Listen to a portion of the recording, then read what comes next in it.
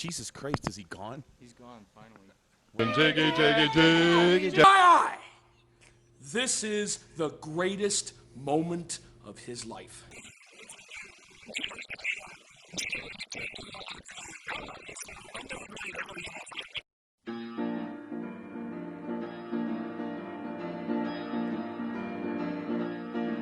The Jiggy Jaguar, the Jiggy Jaguar, the Jiggy Jaguar Show. The Jiggy Jaguar, the Jiggy Jaguar, the Jiggy Jaguar Show. The Jiggy Jaguar, the Jiggy Jaguar, the Jiggy Jaguar Show. The Jiggy Jaguar, the Jiggy Jaguar, the Jiggy Jaguar Show. And you're watching freaking Jiggy Jag TV. Thank you. Good night. It is. So now I'm going to do this. I'm going to now say goodbye because we've got to get out of here. I've got somebody standing behind the camera because I've overrun it. And now if I don't do that, I'm going to get in trouble. I know you come from Kansas, but there you go. This is Adrian Paul. If you want someday to stop by, I've got a dongle. We'll hook that sucker in and see. Hey! I've got a dongle. Let's try that this weekend at some point. That's awesome. Yes, I'm taking Will home. Good. I've got my stuff with me.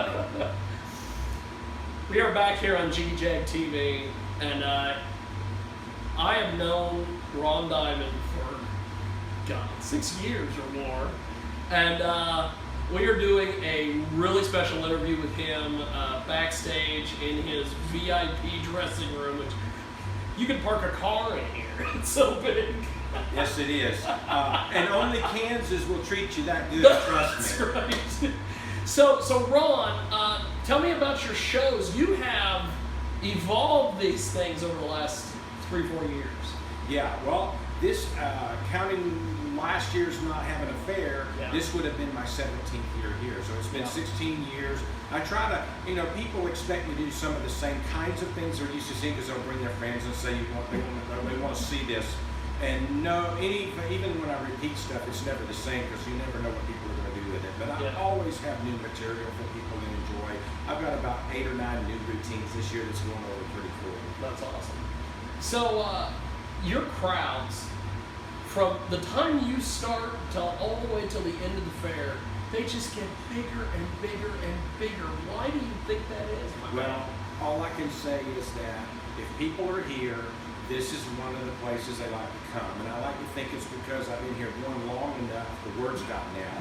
And the second is, people love to have a good time. And when you come here, if you're in the mood to laugh, if you come to my show and you don't walk out having laughed, you need to go to the hospital.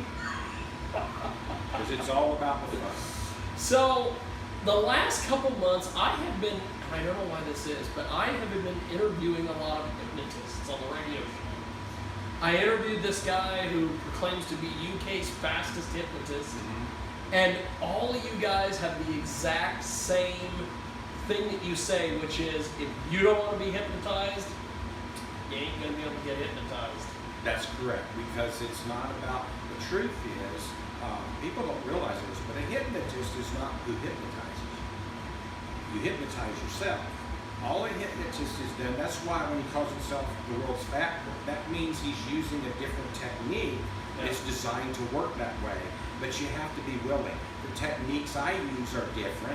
I usually take about 3 minutes on stage, but I can assure you the world's fastest hypnotist, he's dealing mostly one-on-one at a time. Yes. Say, well, you start getting you've got a huge group. You can't do it that fast. But even as fast as I do it, it's all about showing people how to do it, not making people do it. That's the difference. So, what do you think over the years has been some of your more difficult moments out there performing? Well, the difficult moments are, and these are the ones I feel sorry for. I always say a hypnotist that has no other skill sets are setting themselves up for a lot of headache because I have more than one skill set. I do 2 types of shows. because the scariest part of doing hypnosis is when you get in an environment like we had the last few days on the weekdays where it's super, super hot, not a lot of people that are here early, but you're scheduled for an early show, and you don't have enough volunteers without forcing the show. There's nothing harder to watch than a bad hypnosis show that people are being begged to be in or forced to be in. It doesn't work. So I have a different show that I use with the entire audience in which it takes the pressure off of feeling like I've got to be always on no matter how many people. That's awesome. So you've had a lot of success. I know, probably 5-6 years ago, you and I had done another interview, and you said that you have a night show, and you have done that out here several times, and it's had a lot of success. Talk to us about that. Well, this end of the fairgrounds would generally, after my last show, would be pretty much going dead. Everybody was working toward the other end, and I got to thinking, there's plenty of daylight, but as it starts getting dark, wouldn't we need to do a nighttime version? You don't have to do it every night. We didn't do it every night, but on the weekends, we decided on Friday and Saturday a couple of years ago to do like a 9 o'clock show. So we could do lighting, and it would be dark, and you could have effects, and it would be like a concert. And it went over well enough that that's what we do now. I'm no longer doing the nighttime because it's better to do music that we've proved it works. So now they're doing 3 nights, Saturday night, last night, and tonight. They got really top name bands on here doing light show and all these effects that make the show look like the grandstand in a mini version. That's fantastic. I think so too. Well, you should be proud of the fact that you had an idea, you presented it, you made it work, and now it's taking a life and of its that's own. a lot of credit to the fair who was open-minded. Yeah. And they had really nothing to lose because it didn't cost anything to give it a try. Oh, yeah. All we did was just shuffle the schedule around to make it work. The thing that was also nice is it's allowed us to, especially on the busy nights, we were able to separate the shows enough to have enough time between to not feel so pushed for getting ready to go. So you go all over the place. Kansas loves your show. It loves you. What are some of the other states that you go to where you have huge reactions? My favorites are, for some reason, there's something about you Midwestern people that is just absolutely incredibly fun. There are parts of the country that the culture of some areas of the country, I won't name it because but there are areas of the country where culturally people consider it a weakness if they laugh in public. So they'll be straining up the gut to try not to laugh at anything because they think they're being weak. That's what I love.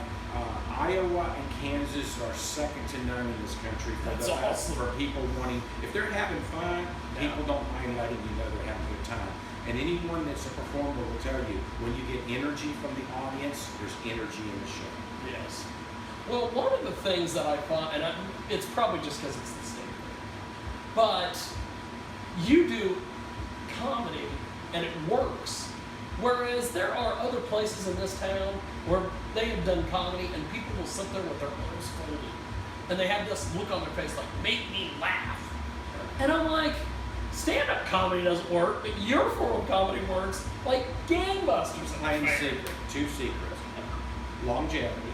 Okay. When you first start out, you work it. But it's really about, in my opinion, it's really about getting the people on your side by becoming them. I try to endear myself to an audience and saying, look, I'm just like you. Oh, I just happen to be leading the band. And what that does is it gives them the freedom to feel not intimidated by me, or me intimidated by them, and it makes me just a normal human being. And they loosen up a lot better. That's fantastic. Well, Ron, it's always a pleasure, my friend. I always love chatting with you, love seeing your shows. And before we let you go, how do people get a hold of you on the web, social media, all that? Basically, you can go Ron L. Diamond on Facebook. Okay. I'm pretty much a Facebook guy. It's about all I have time for. And then hypnosismagic.com, you can catch me there. Fantastic. And then last but not least, just as an aside, we're on the middle part of the week, and the fair's going gangbusters, and we're going to have shows. I've got 2 more nights. I'm off on Thursday. I'm on Friday evening, and then Saturday and Sunday will be a 1 o'clock or like a 12 and 2 on Saturday, and a 1 and 3 on Sunday. That's fantastic. Thank you, God. And thanks for watching Jiggy Jag TV. Well, you are tremendous. You are always just the man when it comes to